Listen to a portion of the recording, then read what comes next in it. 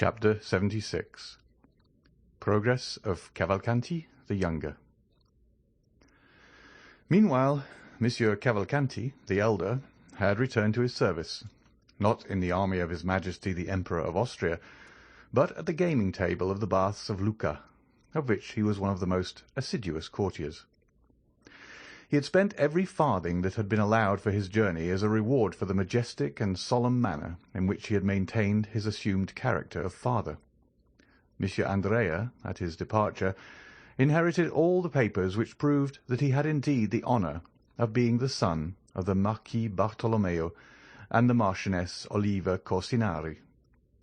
He was now fairly launched in that Parisian society which gives such ready access to foreigners, and treats them not as they really are, but as they wish to be considered. Besides, what is required of a young man in Paris? To speak its language tolerably, to make a good appearance, to be a good gamester, and to pay in cash. They are certainly less particular with a foreigner than with a Frenchman. Andrea had then in a fortnight attained a very fair position. He was called Count. He was said to possess 50,000 livres per annum, and his father's immense riches, buried in the quarries of Saravezza, were a constant theme. A learned man, before whom the last circumstance was mentioned as a fact, declared he had seen the quarries in question, which gave great weight to assertions hitherto somewhat doubtful, but which now assumed the garb of reality. Such was the state of society in Paris at the period we bring before our readers, when Monte Cristo went one evening to pay Monsieur Danglars a visit.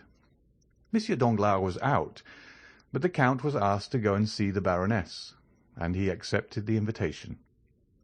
It was never without a nervous shudder since the dinner at Auteuil, and the events which followed it, that Madame Danglars heard Monte Cristo's name announced. If he did not come, the painful sensation became most intense. If, on the contrary, he appeared, his noble countenance, his brilliant eyes, his amiability, his polite attention even towards Madame Danglars, soon dispelled every impression of fear. It appeared impossible to the Baroness that a man of such delightfully pleasing manners should entertain evil designs against her. Besides, the most corrupt minds only suspect evil when it would answer some interested end. Useless injury is repugnant to every mind.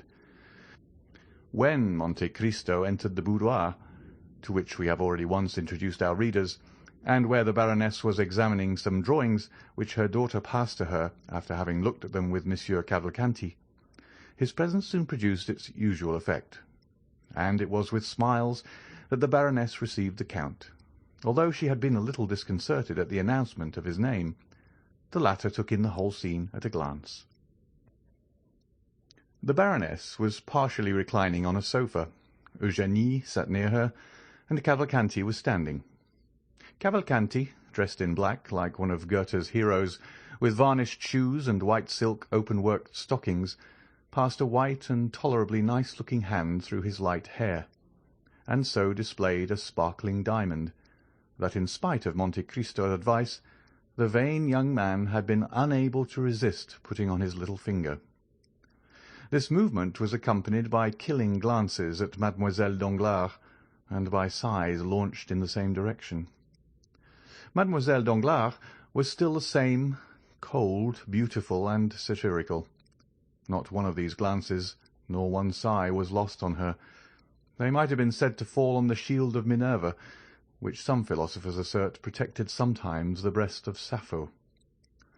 Eugénie bowed coldly to the Count, and availed herself of the first moment when the conversation became earnest to escape to her study, whence very soon two cheerful and noisy voices, being heard in connection with occasional notes of the piano, assured Monte Cristo that Mademoiselle Danglars preferred to his society and to that of Monsieur Cavalcanti the company of Mademoiselle Louise d'Armilly, her singing teacher. It was then, especially while conversing with Madame Danglars, and apparently absorbed by the charm of the conversation, that the Count noticed Monsieur Andrea Cavalcanti's solicitude, his manner of listening to the music at the door he dared not pass, and of manifesting his admiration. The banker soon returned.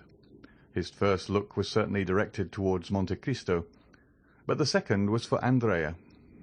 As for his wife, he bowed to her, as some husbands do to their wives, but in a way that bachelors will never comprehend, until a very extensive code is published on conjugal life.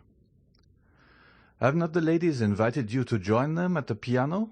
said Danglars to Andrea. "Alas, no, sir," replied Andrea with a sigh, still more remarkable than the former ones. Danglars immediately advanced towards the door and opened it. The two young ladies were seen seated on the same chair at the piano, accompanying themselves each with one hand, a fancy to which they had accustomed themselves, and performed admirably.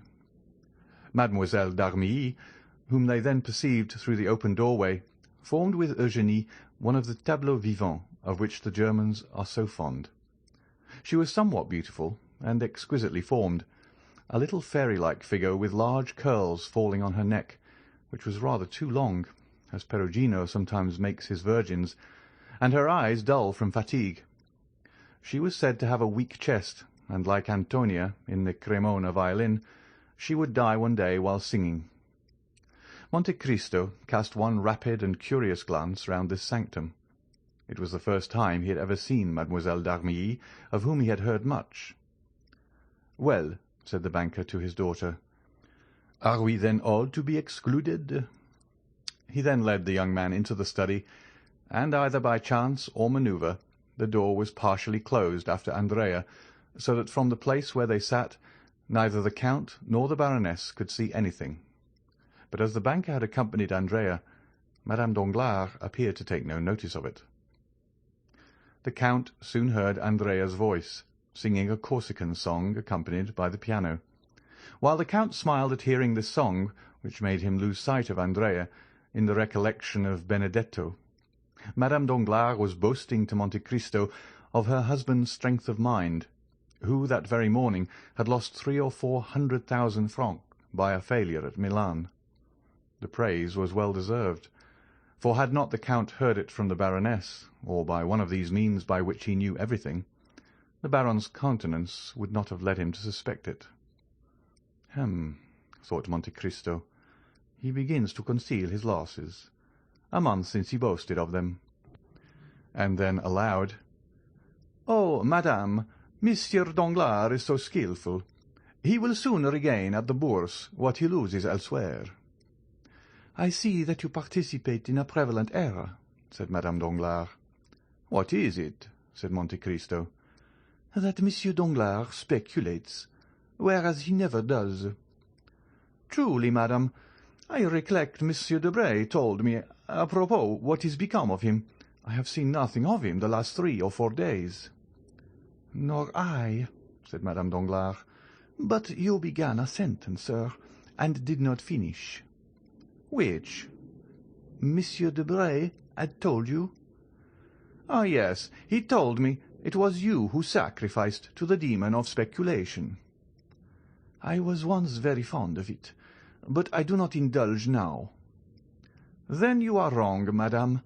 Fortune is precarious, and if I were a woman and fate had made me a banker's wife, whatever might be my confidence in my husband's good fortune, still in speculation you know there is a great risk. Well, I would secure for myself a fortune independent of him, even if I acquired it by placing my interests in hands unknown to him." Madame Danglars blushed in spite of all her efforts. "Stay," said Monte Cristo, as though he had not observed her confusion.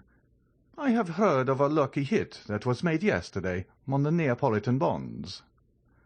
"I have none, nor have I ever possessed any. But really, we have talked long enough of money, Count. We are like 2 stockbrokers. Have you heard how fate is persecuting the poor Villeforts?" "What has happened?" said the Count, simulating total ignorance.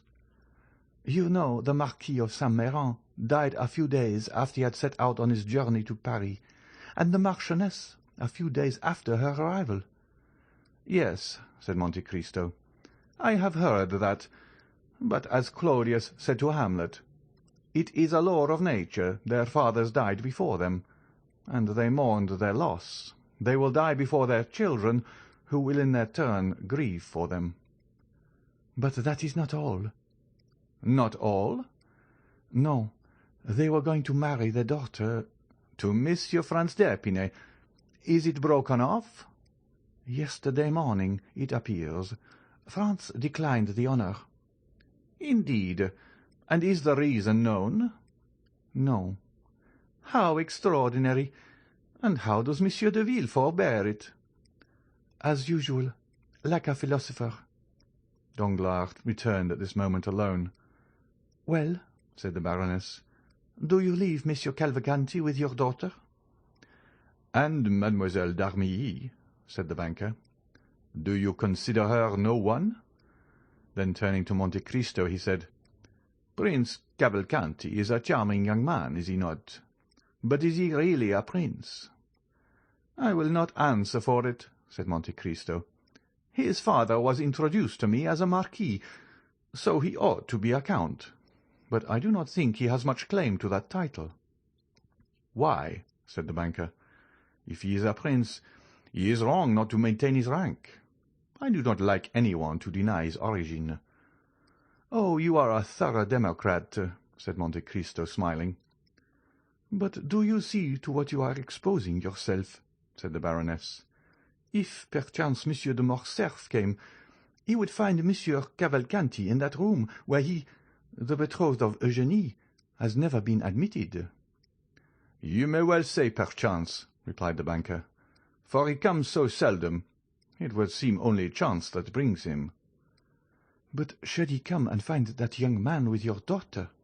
He might be displeased." "He? You are mistaken. Monsieur Albert would not do us the honour to be jealous. He does not like Eugénie sufficiently. Besides, I care not for his displeasure." "Still, situated as we are—" "Yes. Do you know how we are situated? At his mother's ball he danced one with Eugénie, and Monsieur Cavalcanti 3 times, and he took no notice of it." The valet announced the Vicomte Albert de Morcerf. The Baroness rose hastily, and was going into the study when Danglars stopped her. "Let her alone," said he. She looked at him in amazement. Monte Cristo appeared to be unconscious of what passed. Albert entered, looking very handsome and in high spirits. He bowed politely to the Baroness, familiarly to Danglars, and affectionately to Monte Cristo. Then turning to the Baroness, "May I ask how Mademoiselle Danglars is?" said he. "She is quite well," replied Danglars quickly. "She is at the piano with Monsieur Cavalcanti." Albert retained his calm and indifferent manner. He might feel perhaps annoyed, but he knew Monte Cristo's eye was on him. "Monsieur Cavalcanti has a fine tenor voice," said he, "and Mademoiselle Eugénie a splendid soprano, and then she plays the piano like a Thalberg. The concert must be a delightful one." "They suit each other remarkably well," said Danglars.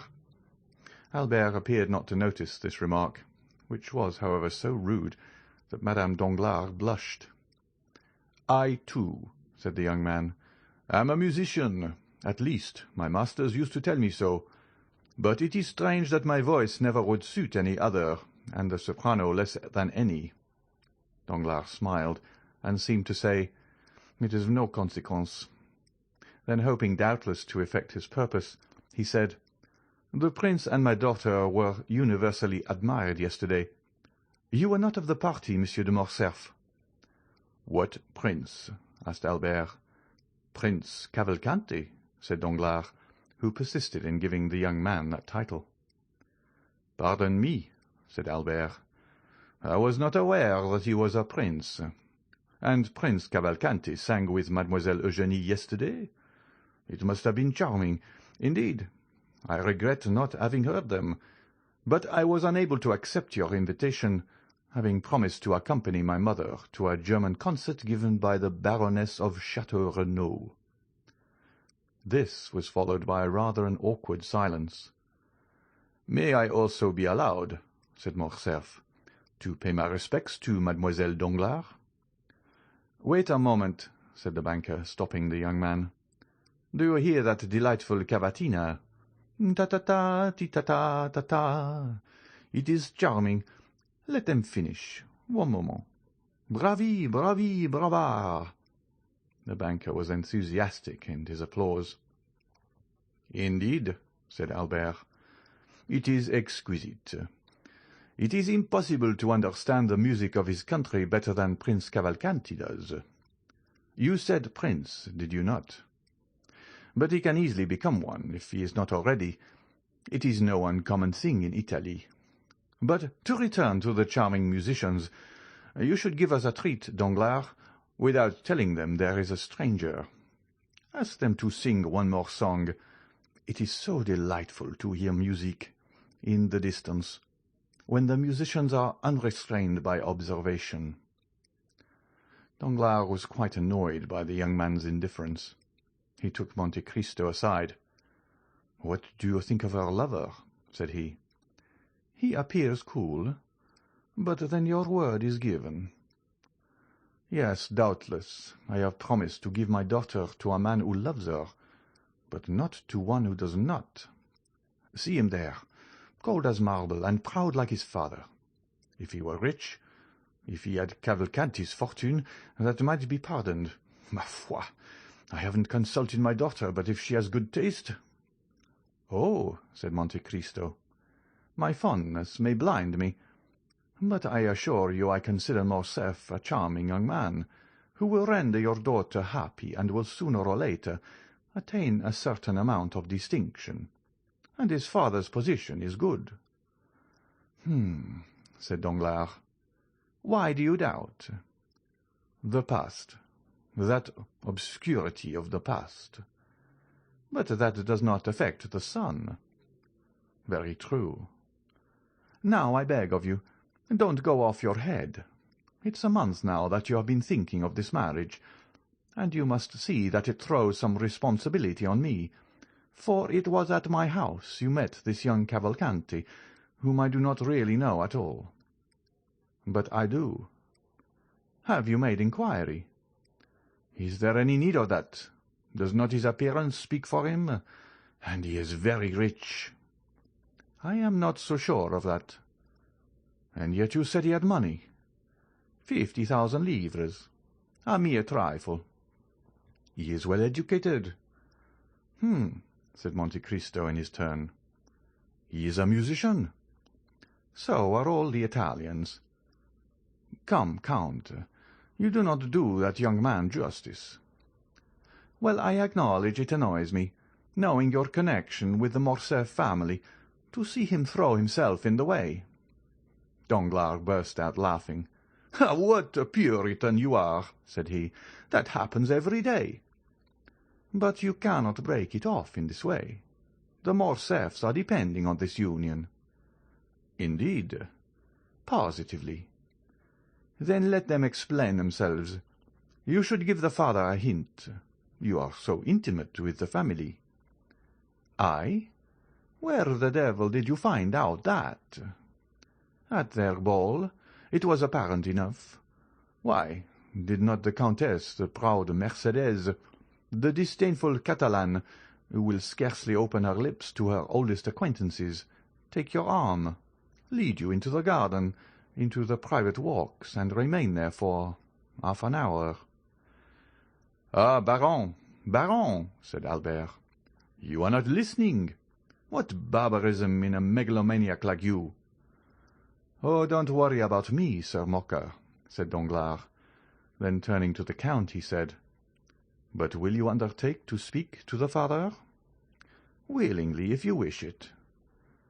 "But let it be done explicitly and positively. If he demands my daughter, let him fix the day. Declare his conditions. In short, let us either understand each other or quarrel. You understand? No more delay." "Yes, sir, I will give my attention to the subject." "I do not say that I await with pleasure his decision, but I do await it. A banker must, you know, be a slave to his promise." And Danglars sighed as Monsieur Cavalcanti had done half an hour before. "Bravi, bravo, brava!" cried Morcerf, parodying the banker. as the selection came to an end. Danglars began to look suspiciously at Morcerf, when someone came and whispered a few words to him. "I shall soon return," said the banker to Monte Cristo. "Wait for me. I shall perhaps have something to say to you." And he went out. The Baroness took advantage of her husband's absence to push open the door of her daughter's study, and Monsieur Andrea, who was sitting before the piano with Mademoiselle Eugénie, started up like a jack-in-the-box. Albert bowed with a smile to Mademoiselle Danglars, who did not appear in the least disturbed, and returned his bow with her usual coolness. Cavalcanti was evidently embarrassed. He bowed to Morcerf, who replied with the most impertinent look possible. Then Albert launched out in praise of Mademoiselle Danglars' voice, and on his regret, after what he had just heard, that he had been unable to be present the previous evening. Cavalcanti, being left alone, turned to Monte Cristo. "Come," said Madame Danglars, "leave music and compliments, and let us go and take tea." "Come, Louise," said Mademoiselle Danglars to her friend. They passed into the next drawing-room, where tea was prepared. Just as they were beginning, in the English fashion, to leave the spoons in their cups, the door again opened, and Danglars entered, visibly agitated. Monte Cristo observed it particularly, and by a look asked the banker for an explanation. "I have just received my courier from Greece," said Danglars. "Ah, yes," said the count, "and that was the reason of your running away from us." "Yes." "How is King Otto getting on?" asked Albert in the most sprightly tone. Danglars cast a suspicious look towards him without answering, and Monte Cristo turned away to conceal the expression of pity which passed over his features, but which had gone in a moment. "We shall go together, shall we not?" said Albert to the count. "If you like," replied the latter. Albert could not understand the banker's look, and turned to Monte Cristo, who understood it perfectly.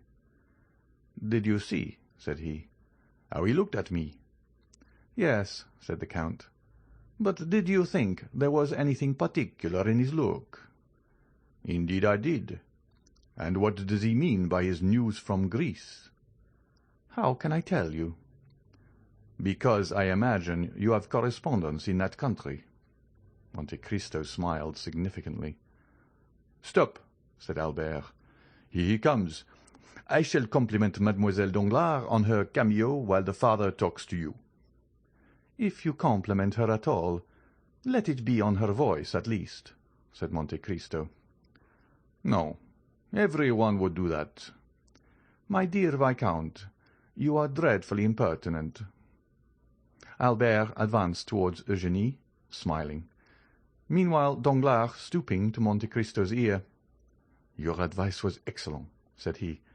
"There is a whole history connected with the name Fernand and Janina." "Indeed," said Monte Cristo. "Yes, I will tell you all.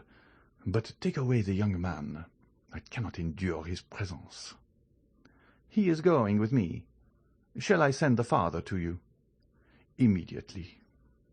"Very well." The count made a sign to Albert, and they bowed to the ladies and took their leave, Albert perfectly indifferent to Mademoiselle Danglars' contempt, Monte Cristo reiterating his advice to Madame Danglars on the prudence a banker's wife should exercise in providing for the future. Monsieur Cavalcanti remained master of the field.